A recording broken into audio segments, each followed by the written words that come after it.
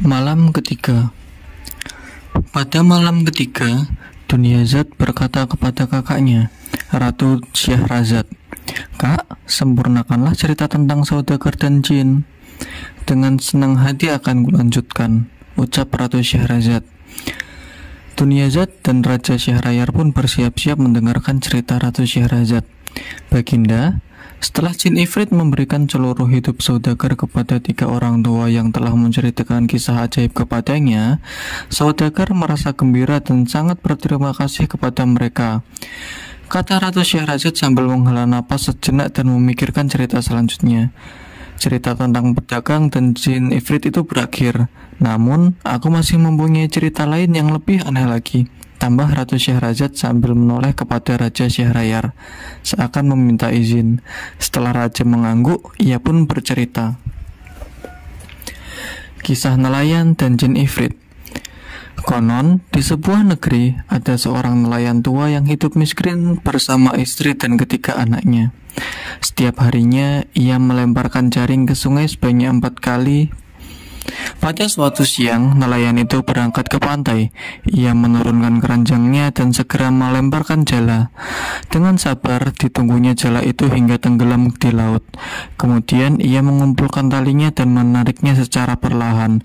Ternyata, tarikannya terasa berat. Jala itu semakin terasa berat hingga si nelayan tidak mampu menariknya. Nelayan itu pun naik ke tepian dan menancapkan tonggak kayu serta mengikatkan tali jalanya ke tonggak itu.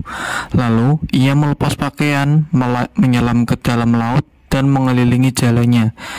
Setelah menyentak dan menggoyang jalanya, jala itu dapat ditariknya ke tepian. Ia naik dan memakai pakaiannya kembali. Dengan perasaan gembira, ia menghampiri jalanya, tetapi ia sangat terkejut karena di dalam jala ada bangkai keledai. Melihat keadaan jalanya, nelayan itu menjadi sedih. "La haula la quwata illa billah," ucapnya memelas. "Sungguh aneh rezeki yang kuterima hari ini." Nelayan itu kemudian melantunkan syair.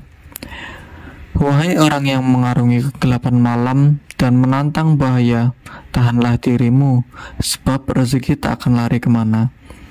Kemudian si nelayan mengeluarkan bangkai keledai dari jalannya serta membersihkan jala itu. Ia mengeringkan jala itu, kemudian ia menceburkan diri ke dalam laut. Bismillah, ia berdoa. Nelayan itu melemparkan jalanya dan menunggu jala itu sampai tenggelam. Kemudian ia menarik jalanya perlahan. Jala itu terasa berat, bahkan lebih berat dari yang semula, sehingga ia mengira itu adalah ikan. Si nelayan naik ke tepian, menambatkan tali jalanya ke tonggak kayu, kemudian melepaskan pakaian dan menceburkan diri kembali ke dalam laut. Nelayan itu menyelam mengelilingi jalanya dan menggoyang-goyangkannya hingga dapat ditarik. Ia kembali ke darat dan menarik jalanya secara perlahan. Ternyata di dalam jala itu ada bejana besar penuh lumpur. Dengan rasa sedih, nelayan itu bersyair. "Wahai pembakar waktu, penuhilah harapanku. Jika tidak engkau penuhi, paling tidak ampunilah dosaku. Hari ini aku tak mendapat keuntungan, dan tidak ada cara yang mampu mencukupi kebutuhanku. Aku keluar mencari rezekiku, aku dapati ia berwujud lumpur dan bangkai yang kaku. Betapa banyak orang bodoh yang memuja bintang-bintang, sedang orang pandai duduk menyendiri di kegelapan malam." Kemudian, si nelayan membuang bejana itu, membersihkan jalanya, dan mengeringkannya. Setelah berdoa, ia kembali ke laut, menebarkan jala, dan menungguinya hingga jala itu tenggelam. Ketika ia menarik jalanya secara perlahan, ia tidak lagi merasakan beban yang berat. Saat jala itu diperiksa, ia hanya menemukan panci dan botol-botol. Ia pun kembali bersyair. "Rezekimu tak akan lari darimu, tetapi tak juga terikat erat di sisimu. Rezekimu akan datang dengan pena yang kau tuliskan, atau dengan kuas yang kau sapukan." Lalu nelayan itu menengadahkan tangannya ke arah langit. "Ya Allah, sungguh Engkau maha tahu bahwa setiap hari aku hanya menebarkan jalaku tidak lebih dari 4 kali. Sudah 3 kali jala ini kutebarkan. Semoga yang keempat adalah keberuntunganku. Amin, doanya. Nelayan itu pun melemparkan jalanya dan menunggunya hingga jala itu tenggelam. Ketika ia mulai menariknya secara perlahan, jala itu tidak dapat ditarik. Ternyata jala itu tersangkut di dasar laut. La haula wala quwata illa billah, ucap si nelayan.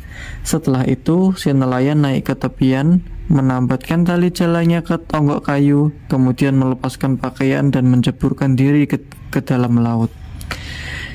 Ia menyelam mengelilingi jalanya dan menggoyang-goyangkannya hingga jala itu dapat ditarik. Ia kembali ke darat dan menarik jalanya secara perlahan. Ternyata di dalam jala itu ada sebuah kendi tembaga. Tutup kendi itu terbuat dari timah yang di atasnya ada cap cincin Nabi Sulaiman alaihissalam. Nelayan itu merasa senang dengan kendi tembaga yang diperolehnya. Kendi ini akan kujual di pasar tembaga karena nilainya sama dengan 10 dinar uang emas, katanya. Ia lalu berusaha memindahkan kendi itu. Ternyata kendi itu berat juga. Tampaknya kendi ini harus kubuka dan kulihat ada apa di dalamnya. Jika hanya ada lumpur, bisa kukeluarkan, gumamnya. Si nelayan mengeluarkan pisau dan mencungkil tutup kendi itu hingga terlepas dan jatuh.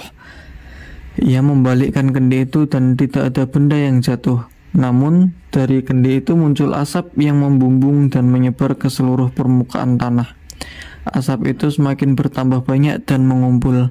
Lalu menjelma sosok jin ifrit yang sangat tinggi. Kepalanya bagai menyentuh awan. Bentuk kepalanya seperti kubah, tangannya seperti tangan serigala, dan kakinya seperti kaki lembu. Mulutnya seperti mulut gua, giginya seperti batu cadas, hidungnya seperti cerek, dan kedua matanya seperti pelita. Ia tampak kusut dan berdebu. Melihat jin ifrit, bergitiklah tubuh si nelayan. Giginya terkatup, air liurnya mengering. Ia bahkan bagaikan orang buta, meraba ke sana dan kemari. La ilaha illallah, Sulaiman Nabiullah, seru jin ifrit ketika melihat keadaan si nelayan. Wahai Nabi Sulaiman, janganlah engkau membunuhku. Sungguh aku tak mengkhianatimu lagi. Aku tak akan menentang titahmu lagi.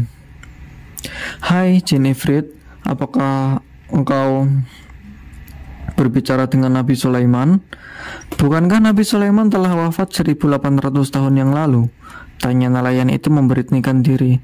Ketahuilah, kita saat ini berada di akhir zaman. Jin ifrit tampak tidak percaya. Sedangkan si nelayan semakin berani. Apa yang terjadi denganmu? Kenapa engkau berada di dalam kendi ini? Mendengar ucapan si nelayan, jin ifrit itu berteriak senang. La ilaha illallah, bergembiralah wahai nelayan, seru jin ifrit. Kenapa aku harus bergembira? Tanya si nelayan keheranan. Karena engkau akan segera kubunuh saat ini juga. Engkau akan kubunuh dengan cara yang paling mengerikan.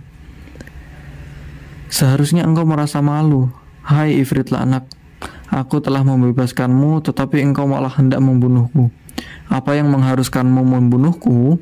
Tanya nelayan itu makin berani. Silahkan engkau meminta cara kematianmu. Aku akan memenuhinya dengan senang hati. Apa dosaku hingga aku harus menerima hukuman darimu?